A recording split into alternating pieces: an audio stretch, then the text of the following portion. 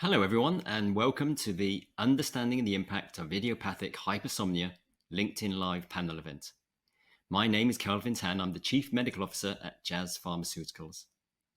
Thank you so much for joining us for today's conversation on the lifelong impact of idiopathic hypersomnia, or IH, on individuals and those around them. For those who may be unfamiliar with idiopathic hypersomnia, it's a debilitating neurologic sleep disorder characterized by symptoms such as excessive daytime sleepiness and severe sleep inertia, which is prolonged difficulty waking with frequent re-entries into sleep, confusion, and irritability. About 37,000 adults in the US have been diagnosed with idiopathic hypersomnia and are actively seeking medical care, although estimates of its prevalence are very variable and more research needs to be done to better understand how many people are actually living with this condition. Recognizing the importance of addressing the unmet needs of these individuals, Jazz and the Hypersomnia Foundation have partnered together on I Have IH, a campaign to help increase awareness and knowledge of idiopathic hypersomnia. As Jazz and the Hypersomnia Foundation know, people living with idiopathic hypersomnia face numerous challenges, physically, emotionally, even professionally, and support needs to come from many places. I'm certain that by the end of our discussion, everyone will know more about idiopathic hypersomnia, how it impacts the lives of those with the disorder, and the important resources that organizations like the Hypersomnia Foundation can provide to patients. So, let's start by meeting our panelists. First, we're delighted to be joined by Claire Wilds-Wright, the CEO of Hypersomnia Foundation, a leading patient organization dedicated to engaging, informing, and championing the global community to improve the lives of people with idiopathic hypersomnia and related sleep disorders. Claire has long been an advocate for those living with sleep disorders, as her youngest child lives with narcolepsy. And she is also the author of Waking Matilda, a memoir of childhood narcolepsy. We're also fortunate to have with us Victoria Kirby York. Victoria's been living with idiopathic hypersomnia for 17 years and will share with us her journey to a diagnosis and how the disorder has affected many facets of her life.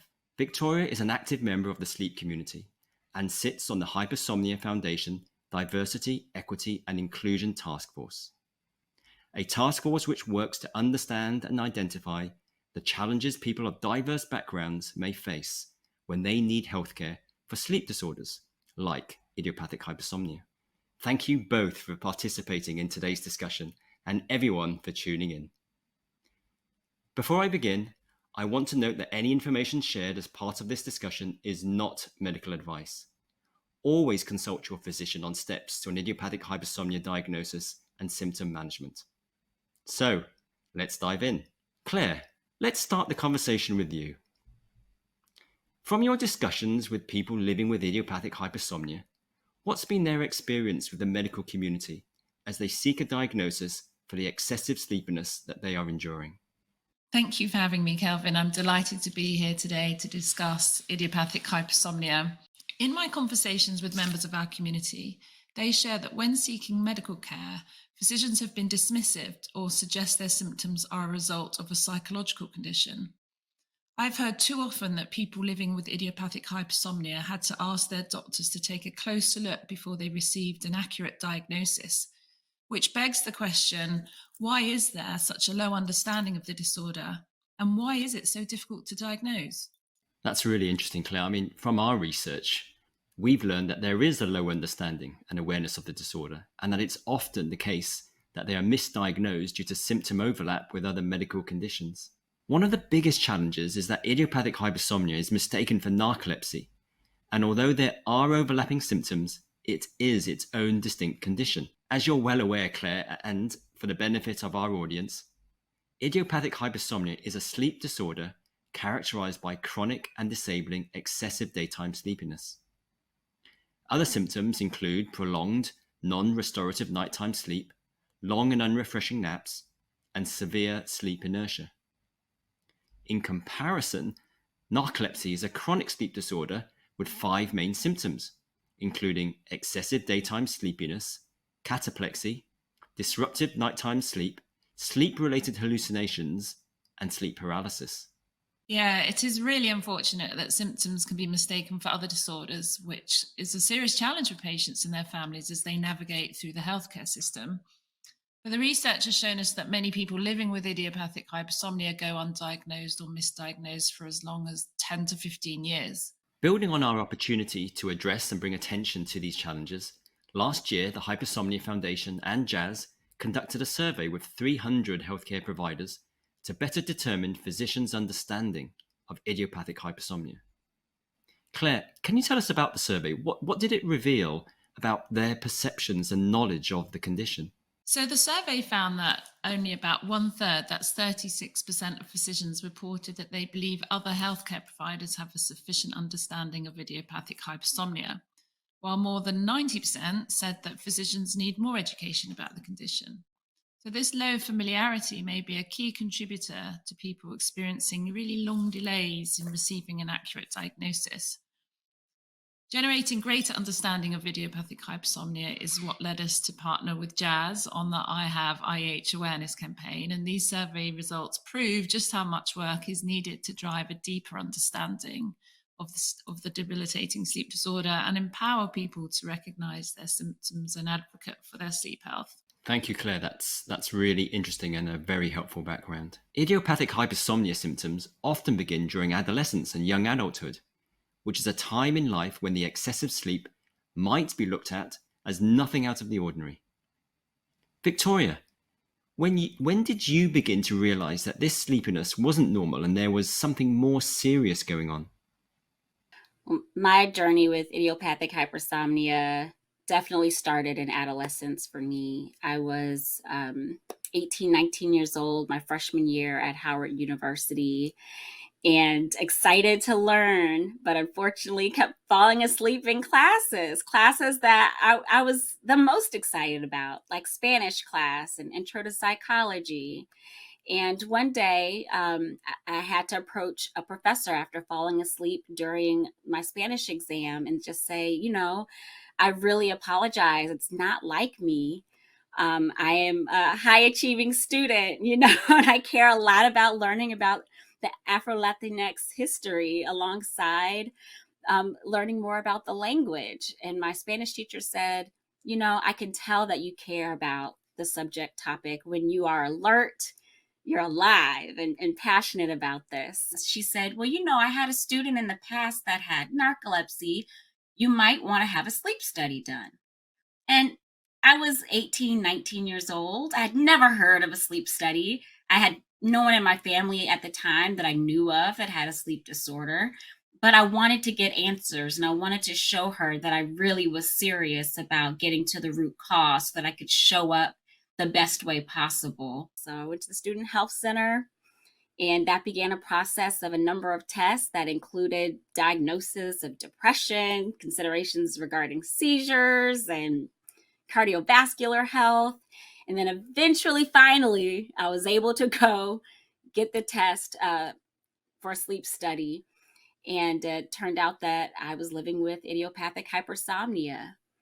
And so from having that diagnosis, I was able to finally get treatment and start to put my life back together again. It definitely was a huge kind of moment in my life, trying to figure out what was going on. I was blessed that I was able to get answers so quickly because as was shared, for many people, it takes much longer to get results. Well, thank you for sharing that, Victoria. It's very interesting. Your journey to a diagnosis echoes exactly what we found in the I Have IH campaign patient survey, where nearly 2/3 of people with idiopathic hypersomnia, that's 61%, told us that they were misdiagnosed with other medical conditions such as depression or anxiety before being diagnosed with idiopathic hypersomnia.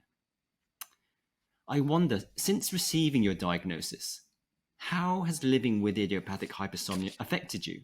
Physically, emotionally, professionally? And also, I'd be really interested to understand where you find support. Living with idiopathic hypersomnia has fundamentally shifted every single thing about my life.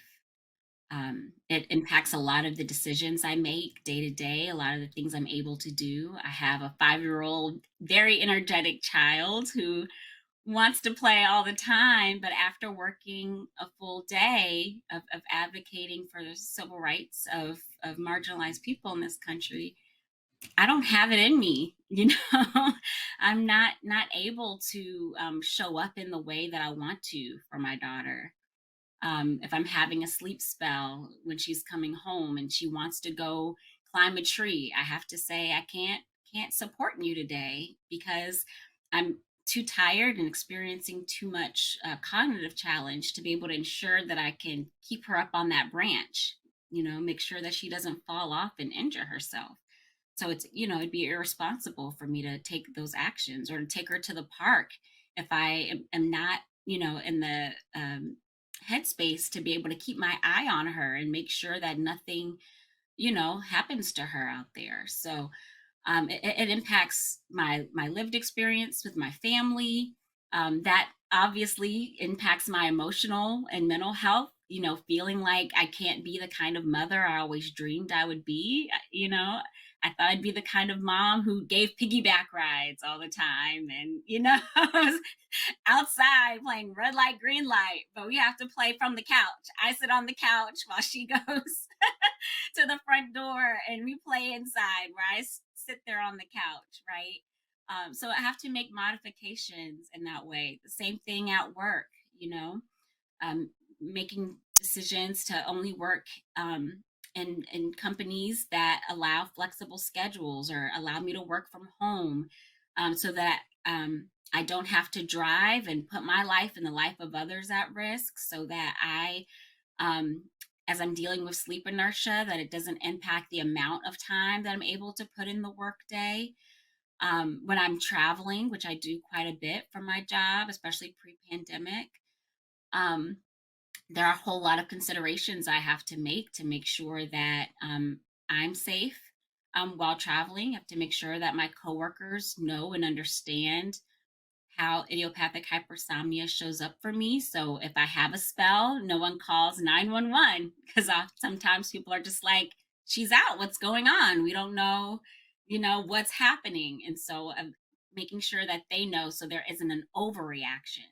You know, there was a time where I was on the airplane and a stewardess, you know, had EMS waiting for me when I got to the airport, which impacted my connecting flight, right? So there are all these different ways that how the symptoms manifest impact my life and the lives of others. Victoria, thank you so much for sharing your personal journey. It's really clear the impact that it's had, not just on you, but on those around you, your loved ones, your family, your friends. Thank you so much for sharing, and thank you for all that you do as an advocate for others. It's incredibly powerful to hear your story. And I do want you to know that stories like yours are truly meaningful to all of us at Jazz. When we think about the work that we do, when we get out of bed every morning and think, right, it's time to go to work, you know, understanding the impacts on people like yourselves and your families and your friends and how you manage that, that's what makes us want to continue the work that we do to progress our efforts to support those living with these sleep disorders. So thank you so much for sharing that. Thank you. Mirroring what you shared with us, our patient survey also revealed the effects idiopathic hypersomnia has on day-to-day life. In the survey, people with idiopathic hypersomnia shared that the constant sleepiness they endure affects their ability to carry out basic activities and maintain a household, with 74% saying that they struggle to stay awake long enough to do simple tasks around the house, like washing dishes and cooking. 84% also said their disorder had hindered their ability to work. Through your experience and what we found independently, it's very clear that there are far-reaching effects of the disorder, and why the I Have IH campaign is working hard to amplify the voice of the hypersomnia community. Beyond our awareness efforts, patient organizations like the Hypersomnia Foundation serve as a resource for people looking for more information about IH and a community of others like themselves that are grappling with the devastating effects of this disorder. Claire, turning to you again, how does the Hypersomnia Foundation support people with IH and continue to advocate for their needs with policymakers, healthcare professionals, and others? Yes, well, at the foundation, we give voice to the significant unmet needs of the hypersomnia community, who often feel like they're living with an invisible condition. We strongly believe all people with hypersomnias deserve equitable access to timely diagnosis in order to live a healthier, more fulfilling life. To do so, we strive to connect our patient community to multiple stakeholders who are critical to improving their lives. And we also foster a community amongst our members, hosting virtual and in person events for people with hypersomnias to gather and connect. We're truly dedicated to improving the lives of those with idiopathic hypersomnia, and our team of volunteers and employees devote their time and their professional skills with unwavering focus to the interests of the whole of the hypersomnia community. For example, we have this year some really exciting events. Our annual conference in June is in Indianapolis, and that's a 2.5-day conference where we hear from patients, advocates, supporters, experts, researchers, and industry partners. And it's a wonderful time for people to connect. So that's the Beyond Sleepy 2023 in Indianapolis in June. We've just launched a program called Unite, which is the last Monday of every month, a virtual program where we have an expert come in and speak on a topic of interest. And then we have breakout rooms, which are led by facilitators. And then we all gather back into the same space and have a further discussion. So that's called Unite. It's free, it's virtual. So we're also going to host an educational video series on our YouTube channel where I interview leaders and experts and patients so that we can share as much information about idiopathic hypersomnia as possible. I strongly advise everyone to follow us on social media. The Hypersomnia Foundation is on Instagram, Facebook, Twitter, and LinkedIn, of course. And for all information and to sign up for our newsletter to keep up with what we're doing this year and to join our community, please go to our website. That's www.hypersomniafoundation.org. Thank you. Thanks, Claire. That's amazing. I think you're going to have a very busy year. I do want to say that the support that you and the Hypersomnia Foundation offer for patients, it's immense. It's fabulous to see all the work that you're doing. And I want to thank you for your important work and your ongoing partnership to raise awareness and understanding of idiopathic hypersomnia. So thank you. At Jazz, we recognize our responsibility to advance science that benefits people living with complex and severe sleep disorders like idiopathic hypersomnia, deepening our understanding of these debilitating conditions and their overarching effects on patients. I Have IH also reinforces our passion for elevating patient voices and addressing unmet needs all along the journey from diagnosis through to treatment. So finally, as we wrap, I'd like to take a moment to ask each of you for any closing thoughts on this very important topic. Claire, maybe we could start with you. Yes, I do have a couple of thoughts. One is that this is very timely. It's a very important conversation because I think there's a lot of recognition, rightly so, that it's time to listen to the patient voice, the patient experience, and in particular, thanks to Victoria for being willing to be vulnerable and share on such a broad and important platform. It's not easy to do. So I know as I've partnered with patients and supporters in the community, these are very challenging conversations to make public, but they're also very important and inform very much the direction that the work needs to go in terms of working with industry partners, but also researchers and of course clinicians. So thank you both of you for this opportunity. Thank you for all the advocacy that you do. The Hypersomnia Foundation has been such an incredible resource to me and so many others. And it's been a really important community to really find and meet other patients who've experienced what I have, where we share stories and support each other. And we're also able to figure out like what are the different nuggets and pieces of information we wish we would have known that can be shared and be helpful. I'm a part of the Facebook group, and that's been a source of a lot of lessons learned that I didn't have to learn the hard way, which I always appreciate. And it's also made me more vocal in my personal life and professional life, which has allowed me to meet other people in my line of work who also live with idiopathic hypersomnia. And that's really been a really wonderful experience for me to have someone else in my field who I can text when it's a hard day, and say, I don't know how much longer I can do this. I don't know if this is the time when I've got to find a new career because I just can't show up in the ways that I want to consistently. Or, for so many, it's also deciding, is it so bad now that I can't work at all?